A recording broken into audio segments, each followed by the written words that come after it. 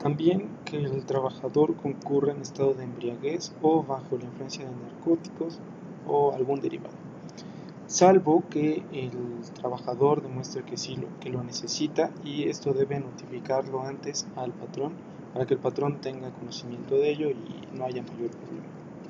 Ok, por sentencia ejecutoriada, es decir, que después de un proceso que haya llevado el trabajador lo encuentren culpable y que esta sentencia lo encuentre culpable, entonces el trabajador no podrá realizar el trabajo, y esto hacerlo, no podría realizar el trabajo por falta de documentos. Esto lo que comentábamos en la suspensión, si pasa de los 2 meses que habíamos dado como plazo para que se dé, o sea, tiene 2 meses para reponer esos documentos, para obtenerlos, pero si no los obtiene en ese tiempo, entonces bye. Y análogas, es decir, alguna otra situación que se parezca a todas estas causas también será motivo. El procedimiento. Una vez que se haya cometido esto por el trabajador, el patrón debe dar aviso escrito y personal al trabajador. Esto es muy importante. O en su caso, el patrón decirle a la Junta de Conciliación y Arbitraje, y la Junta de Conciliación y Arbitraje decirle al patrón de hábiles siguientes a la causa que haya dado origen al despido, porque va a ser un despido, y se le notificará con el último domicilio proporcionado al patrón, y el patrón a su vez a la Junta de Conciliación. Entonces, para que sepan dónde encontrar al trabajador, deben saber el domicilio que tenga el patrón. La prescripción para ejercer acciones por parte del trabajador comenzará a correr cuando el trabajador reciba el aviso. A partir de que el trabajador recibe esta notificación por escrito y de manera personal, entonces el trabajador tendrá, a partir de ahí, él podrá realizar las acciones correspondientes, o sea que a lo mejor se tiene que defender, tiene que demostrar lo contrario. Entonces, a partir de eso empieza, antes no. Y la falta de estas formalidades provocará la nulidad del despido. Si no se hace de la forma en la que aquí la he establecido, y bueno, que se establece en la ley, entonces el despido se anulará, no va a proceder.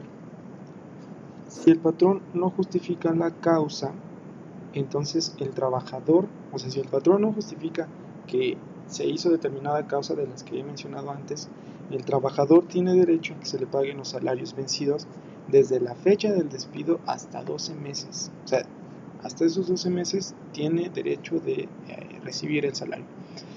Si en ese tiempo, o sea, en esos 12 meses, el procedimiento no ha concluido o no se ha dado cumplimiento al laudo, a la sentencia, se pagarán también los intereses que se generen sobre el importe de 15 meses a razón del 2% mensual capitalizable al momento del pago. Ok, ¿esto qué quiere decir? ¿A qué nos referimos con capitalizable?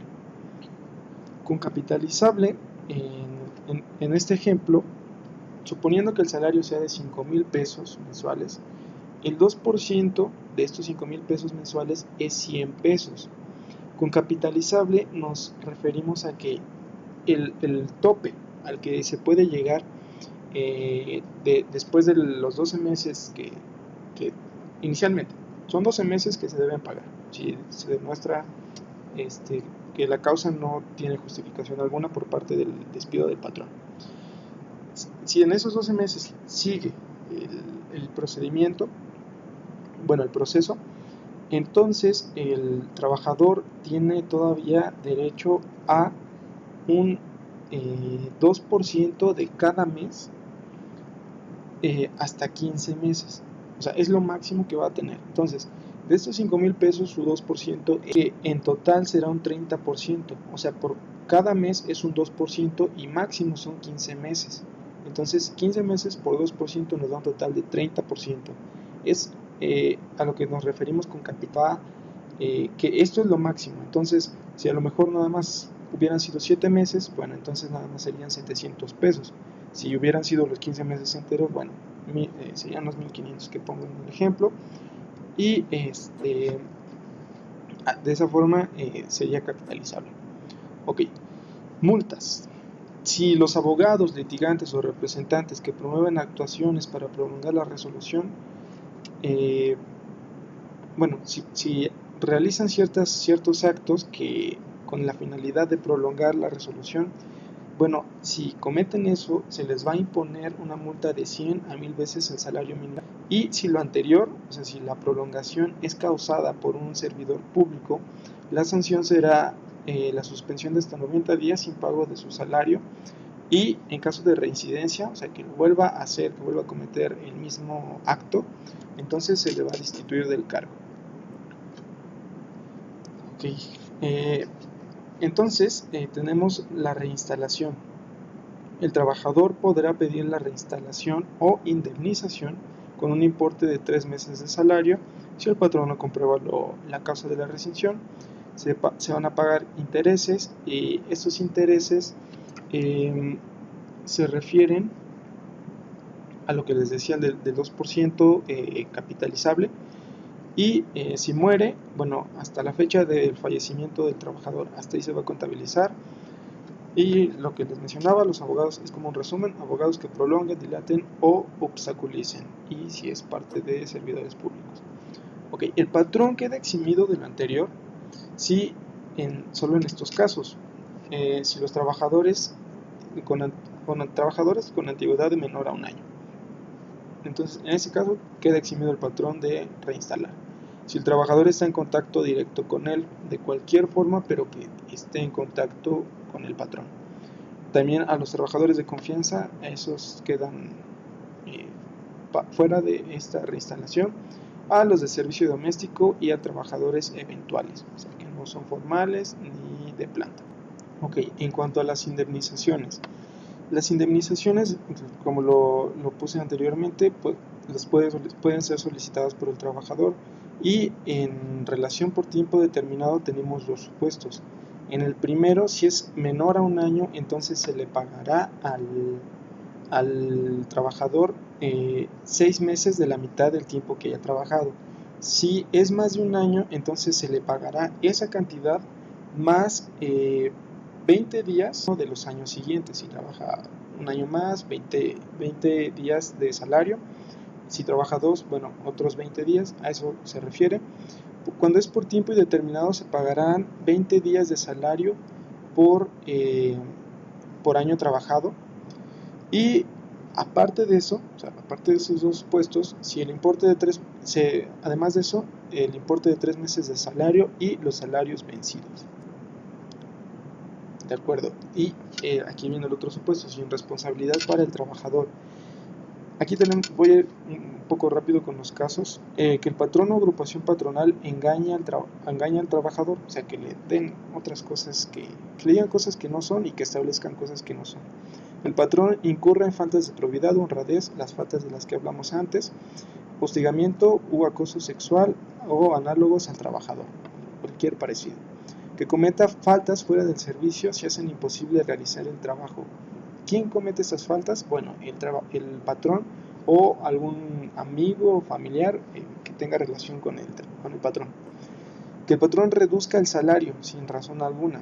Ahí también el trabajador tendrá otras alternativas.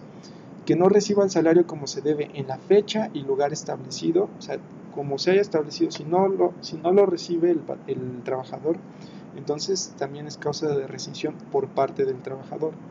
Sufrir prepatrón, tal vez que le haga, como decimos, que le haga la vida imposible. A eso se refiere esto. Existencia de un peligro grave para la seguridad o salud del trabajador o su familia. Entonces, que el patrón incurra en estas situaciones, que él tenga que ver en ello también.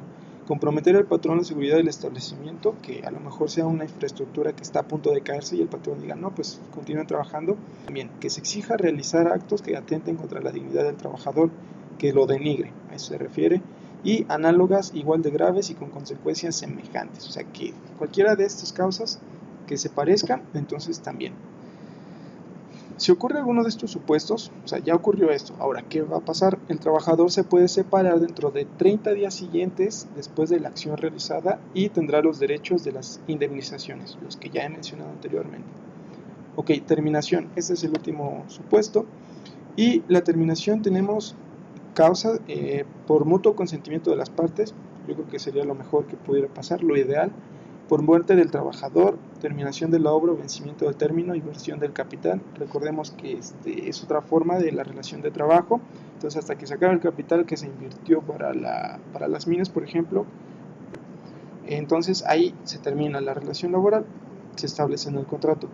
Por incapacidad físico-mental o inhabilidad del trabajador, en ese caso también se termina, o si existe la posibilidad de que se le dé un trabajo en el cual pueda que pueda desempeñar el trabajador aún con esta incapacidad, entonces se le dará, no terminará, pero si no, pues va a terminar. También tenemos las causas del 434, y estas, bueno, se refiere a la inconstabilidad notoria y manifiesta de la explotación, el agotamiento de la materia, objeto de una industria extractiva, o sea, que se acaben los recursos, básicamente, que se acaben los recursos. También nos remite a estas mismas causas, o sea, las causas del artículo 38, que es y el concurso, la quiebra legalmente declarado, es decir, si la empresa pues ya no es costeable, entonces también va a terminarse la relación laboral.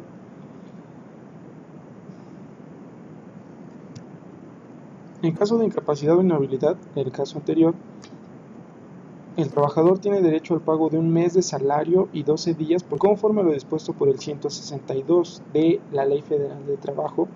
El 162 se refiere a la prima de antigüedad, que será pagada a trabajadores que cumplan 15 años, o a los que sean despedidos injustificadamente, o a trabajadores que hayan fallecido. Y si existe la oportunidad, bueno, se le asignará un trabajo que sea compatible a su incapacidad, pero es muy difícil que ocurra algo así. Si el patrón no comprueba la terminación, el trabajador tiene derecho a la recontratación de la que hablamos anteriormente. Ok, y eso sería todo de mi parte. Muchas gracias por su atención.